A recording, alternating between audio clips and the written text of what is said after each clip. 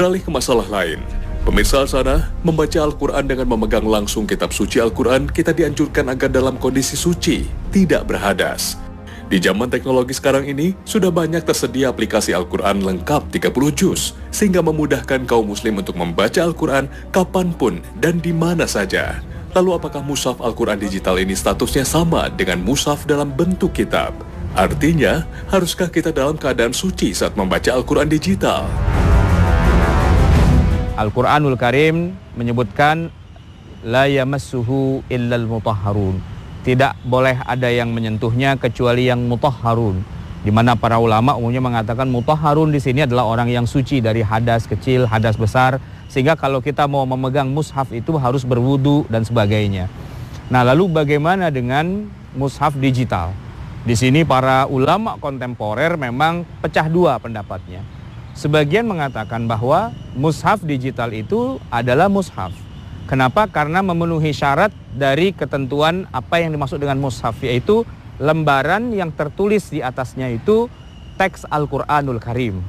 Ya, maka oleh karena itu menyentuh mushaf digital itu sama hukumnya dengan menyentuh mushaf yang kertas seperti yang kita kenal selama ini, karena apapun yang tertulis di dalamnya atau di atasnya itu ayat Quran, maka dia ikut sebagai hukum mushaf. Hanya saja bedanya, mushaf yang berupa kertas yang kita kenal selama ini, dia sekali ditulis di atasnya ayat Quran, maka seterusnya selamanya menjadi mushaf.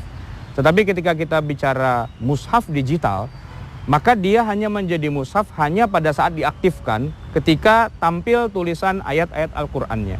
Ketika tidak diaktifkan programnya atau ada program yang lain atau malah dimatikan, maka tidak tampil ayat-ayat Quran di dalam layarnya itu. Maka pada saat sedang tidak tampil, hukumnya berubah menjadi bukan mushaf. Ketika ditampilkan, maka dia menjadi mushaf.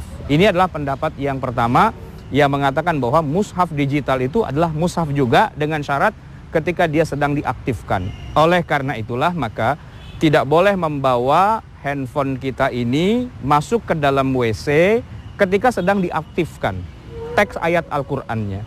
Setidaknya minimal dimatikan atau ada program yang lain, sehingga kalau hanya dalam bentuk memori digital saja yang tidak aktif, maka itu tidak mengapa.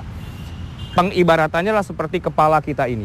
Kepala kita ini di dalamnya ada memori. Setidaknya kita sudah hafal surat Al-Fatihah dalam bentuk ingatan memori. Tetapi selama tidak diucapkan, karena kepala kita ini punya memori lalu bisa diaktifkan dalam bentuk ucapan, kita membaca suratul Fatihah itu bersumber dari memori yang ada di otak kita. Selama tidak diaktifkan, maka memori ini ada di dalam otak. Kalau kita masuk WC, kepala kita bawa juga ke dalam WC, tidak perlu kita titipkan di luar. Kenapa? Karena memorinya tidak diaktifkan. Tapi selama di dalam WC, kita tidak boleh mengucapkan lafaz-lafaz surat Al-Fatihah, mengaktifkannya tidak boleh. Kurang lebih seperti itulah perbandingannya antara mushaf digital itu dengan kepala kita. Jadi silahkan saja ini dibawa ke dalam WC, tapi tidak boleh diaktifkan. Ini adalah pendapat yang pertama. Tapi ada juga pendapat yang kedua yang mengatakan bahwa mushaf digital itu bukan mushaf. Kenapa? Karena dia tidak tertulis secara abadi, tidak tertulis secara terus-terusan, dia kadang-kadang diaktifkan, kadang-kadang mati. Dan yang kedua, walaupun bagaimana, layar itu adalah kaca. Dan kaca itu menjadi penghalang antara tangan kita dengan teks yang ada di dalamnya, sehingga kalaupun kita menyentuhnya tidak dianggap menyentuh mushaf. Ini pendapat yang kedua yang mengatakan ini adalah bukan mushaf. Hanya saja kalau memang dianggap bukan mushaf, bolehkah Al-Quran digital yang ada di handphone kita itu kemudian kita bawa masuk ke dalam WC dalam keadaan dia sedang aktif? Tentu jawabannya tidak. Tidak ada di antara kita yang berani untuk mengaktifkan program Al-Quran di handphone kita, baik dalam bentuk teks atau suara, sambil kita berada di dalam WC. Setidaknya kita semua sepakat itu tidak diaktifkan saja, dimatikan atau diganti dengan program yang lain agar tidak menjadi melanggar ketentuan agama, tidak boleh membawa mushaf ke dalam tempat buang hajat, karena Rasulullah SAW juga punya cincin yang tertulis di situ adalah Muhammad Rasulullah. Setiap kali beliau buang hajat, maka cincinnya itu dilepas, karena ini adalah kalimat yang mulia yang tidak boleh dibawa ke dalam tempat untuk buang air. Kalau kita menggunakan pendapat yang mengatakan bahwa Al-Quran digital itu adalah mushaf, Maka hukum-hukum yang terkait dengan mushaf itu juga konsekuensinya harus kita ikuti. La yamassuhu illal mutahharun sebagaimana disebutkan dalam Al-Qur'an, alla yamassal qur'ana illa tahirun sebagaimana disebutkan dalam hadis. Maka ketika kita membaca dari ayat Al-Qur'an yang ada di layar handphone kita misalnya, kita tidak boleh menyentuhnya kecuali dalam keadaan kita suci dari hadas. Menurut pendapat yang mengatakan bahwa ini adalah termasuk mushaf juga.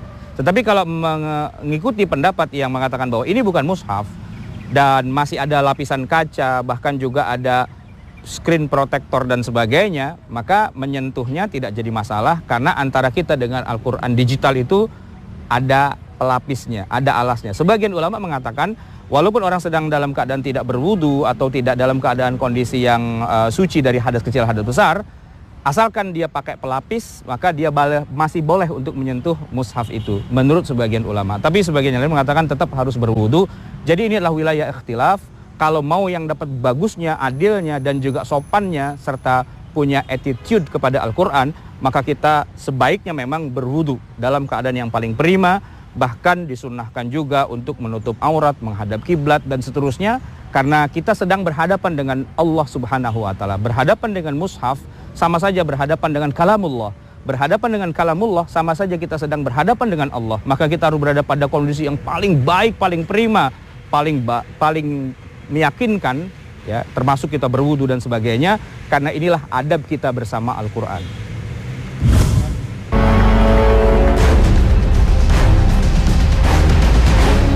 Pemirsa sana, masih soal membaca Al-Quran. Banyak di kalangan kaum muslim yang memiliki semangat tinggi meningkatkan amal solehnya dengan membaca Al-Quran. Namun terkadang karena kemampuan membacanya rendah atau tidak lancar membacanya, sehingga seringkali salah baca. Dan kesalahan itu berakibat pada perubahan makna. Namun begitu semangat itu tetap tinggi, lantaran Nabi SAW pernah menyampaikan bahwa orang yang tertatih-tatih baca Al-Qurannya mendapat 2 pahala. Apakah dengan demikian kita harus tetap berusaha memperbanyak membaca Al-Quran sekalipun bacaan kita belum lancar? Membaca Al-Quran adalah ibadah. Dan membaca dari mushaf itu adalah sesuatu yang lain lagi.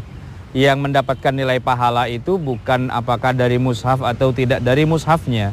Bisa saja seorang itu hafal Quran dan dia sudah tidak butuh mushaf lagi, maka dia membaca dalam arti melafazkan saja berdasarkan ingatan yang dia sudah punya. Maka itu adalah sebuah ibadah. Tetapi ketika orang tidak hafal Al-Quran lalu dia memegang mushaf membacanya, itu pun juga menjadi ibadah juga.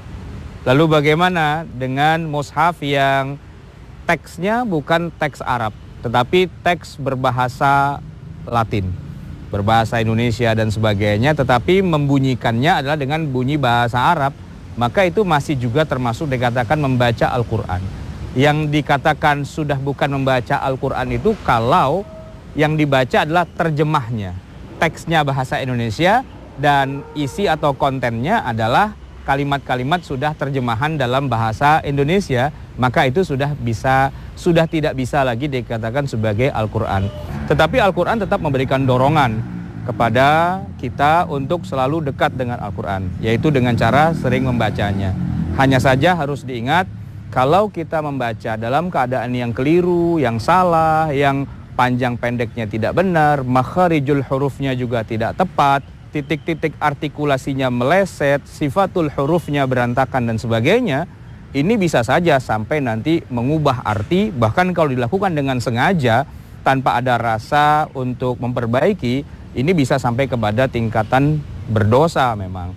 Karena Al-Quran itu adalah wahyu dari Allah, kita diperintahkan untuk membacanya sering-sering tapi dengan cara bacaan yang benar. Karena itulah maka lebih baiknya kalau yang masih awam sekali, yang belum mengerti sama sekali, dia harus talaqi.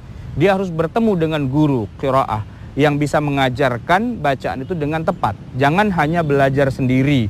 Karena belajar sendiri itu kita tidak bisa menilai apakah bacaan kita ini sudah baik atau masih bermasalah. Carilah guru yang bisa membimbing kita, mengajarkan kita membaca Al-Quran.